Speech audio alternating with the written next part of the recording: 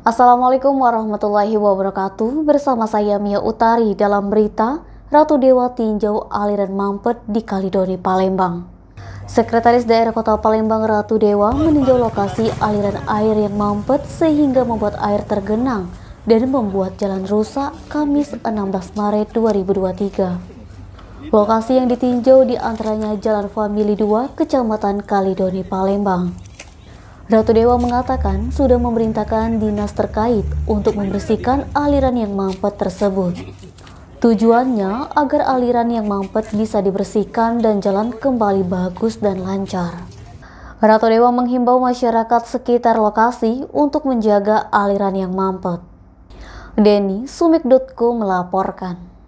Jangan lupa like dan share video ini, subscribe YouTube Sumiko Official. Selalu terapkan protokol kesehatan, sehat bahagia selalu untuk kita semua.